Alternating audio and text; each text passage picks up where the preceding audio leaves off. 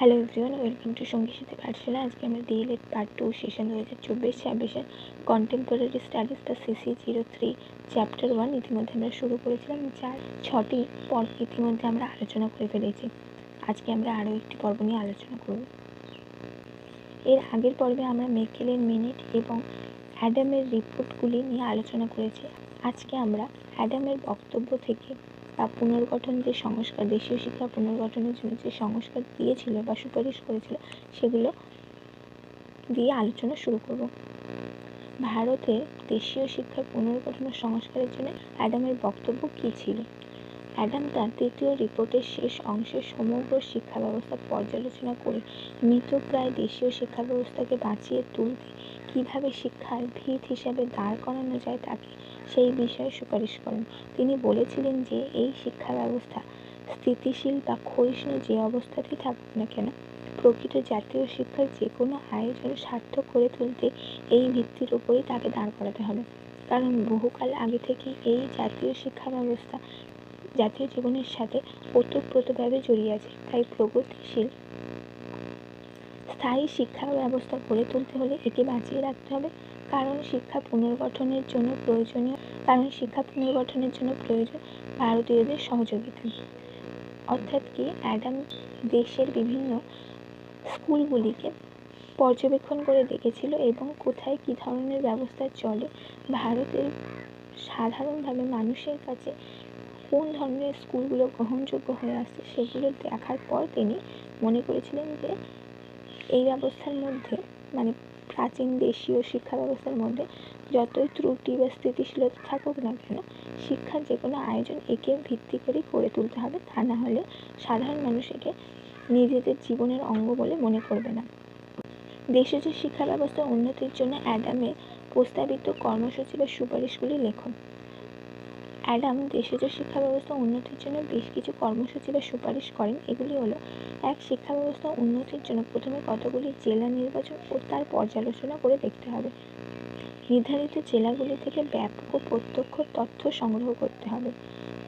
শিক্ষক ও ছাত্রদের উপযোগী আধুনিক ভারতীয় ভাষায় পাঠ্যপুস্তক, বিদ্যালয় কক্ষ ও শিক্ষা সামগ্রীর উন্নতি করতে হবে। শিক্ষকদের পাঠ্যপুস্তক বণ্টন করতে হবে ও তা পড়ার জন্য উৎসাহিত করতে হবে। প্রতি জেলায় শিক্ষা পরিকল্পনার সুষ্ঠু প্রণয়নের জন্য পরিদর্শক ও প্রশিক্ষক নিয়োগ করতে হবে। শিক্ষকদের যোগ্যতা বৃদ্ধির জন্য শিক্ষণ বিদ্যালয়ে নর্মাল স্কুল স্থাপন করতে হবে। গ্রামাঞ্চলগুলির বিদ্যালয়ে শিক্ষকদের শিক্ষাদানের প্রতি আকৃষ্ট করার জন্য তাদের ভূমিদানের ব্যবস্থা করতে হবে।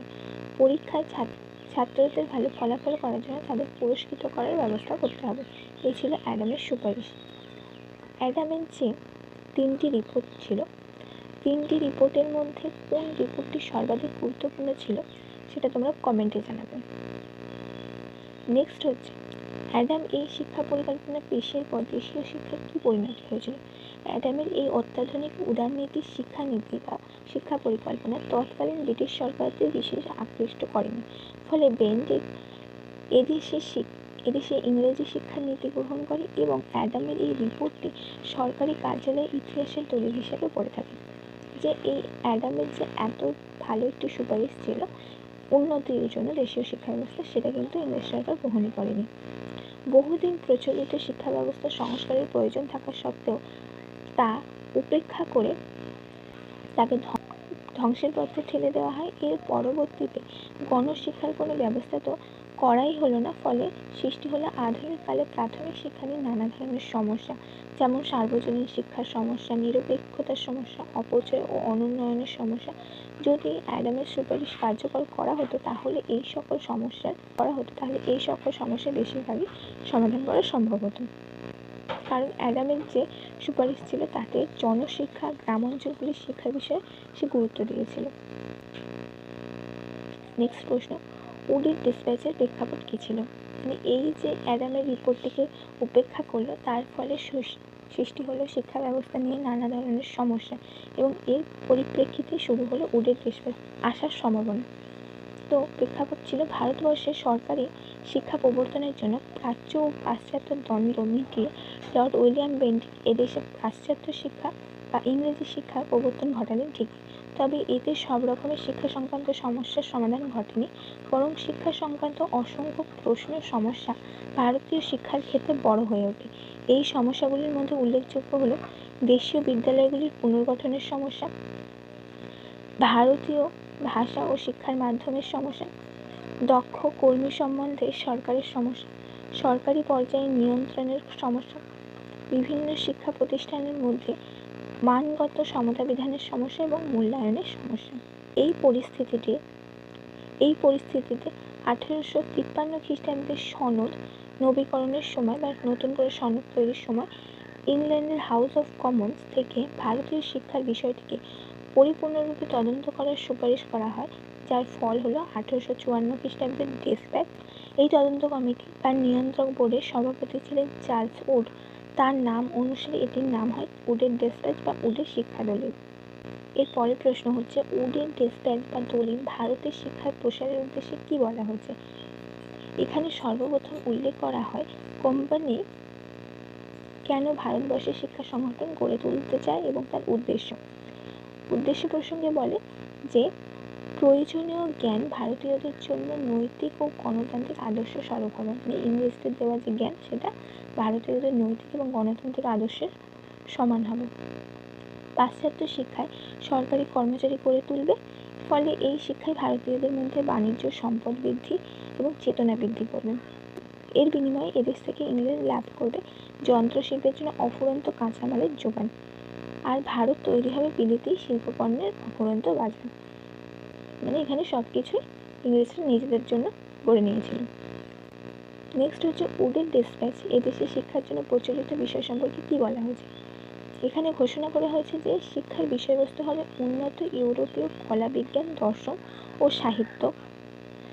এক কথায় পাশ্চাত্য শিক্ষা ও জ্ঞান, মানে ইংরেজদের সমস্ত শিক্ষা জ্ঞানকে এখানে গুরুত্ব দেওয়া হয়েছে। এইভাবে পাশ্চাত্য শিক্ষাকে বাণিজ্য, চাকরি ও প্রকৃত শিক্ষার মালায় একসাথে গেঁথে ফেলা হয়, যে ইংরেজদের শিক্ষাই হলো সব দিকে সবকিছুর মধ্যে মূল শিক্ষা। নেক্সট হচ্ছে উডের ডেসপ্যাচ ভারতীয় শিক্ষার লক্ষ্য হিসেবে কাকে নির্ধারণ করা হয়? এখানে প্রাচ্য ও পাশ্চাত্য শিক্ষা নিয়ে যে দ্বন্দ্ব শুরু হয়েছিল সেটি উল্লেখ করা হয়। তবে হিন্দু ও মুসলিম শিক্ষার ক্ষেত্রে যে প্রাচ্য সংস্কৃতির প্রসারের প্রয়োজন আছে এও স্বীকার করে নেওয়া হয়, কিন্তু এসবের শেষে সিদ্ধান্তে উপনীত হয় যে ভারতবর্ষে ইউরোপীয় সংস্কৃতির প্রসার করাই হবে ভারতের শিক্ষার প্রধান লক্ষ্য। নেক্সট, শিক্ষার বাহন বা ভাষা বা মাধ্যম হিসেবে কিসের উপর গুরুত্ব দেয় উডের ডেসপ্যাচ?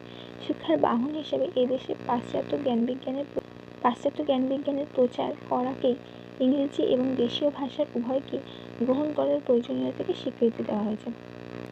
ভারতীয় শিক্ষার সম্প্রসারণের জন্য উডের ডেসপ্যাচ ভারতে কটি শিক্ষা বিভাগ স্থাপন করে? 5টি প্রদেশের শিক্ষা বিভাগ স্থাপন করে। এগুলি ছিল বাংলা, বোম্বাই, মাদ্রাজ, উত্তরপ্রদেশ ও পাঞ্জাব। এই 5টি প্রদেশে ওরা 5টি শিক্ষা বিভাগ স্থাপন করে। নেক্সট, এই সকল শিক্ষা বিভাগের দায়িত্ব কার উপর অর্পিত হয়? বা ডাইরেক্টর অফ পাবলিক ইনস্ট্রাকশন বা ডিপিই কি? শুধু এইটুকু আসতে পারে। তো উপরে উল্লেখিত এই যে 5টি শিক্ষা বিভাগ স্থাপন করা হলো বাংলা, বিহার, বোম্বাই, মাদ্রাজ, উত্তরপ্রদেশ ও পাঞ্জাবে, 5টি প্রদেশে একটি করে শিক্ষা বিভাগ স্থাপন করা হয়। এই বিভাগেরই প্রধানকে বলা হতো ডাইরেক্টর অফ পাবলিক ইনস্ট্রাকশন, যার শর্ট ফর্ম হচ্ছে ডিপিই। এই বিভাগের অন্তর্ভুক্ত থাকবে একজন পরিদর্শক, যারা সংশ্লিষ্ট বিভাগের শিক্ষা পরিসরের পরিপূর্ণ দায়িত্ব থাকবে এই বিভাগের ওপর। তো এই ছিল তোমাদের আজকে গুরুত্বপূর্ণ 10টা প্রশ্ন। অবশ্যই এর আগে যে পর্বগুলো আমরা আলোচনা করেছি সেগুলো অবশ্যই দেখে নিন।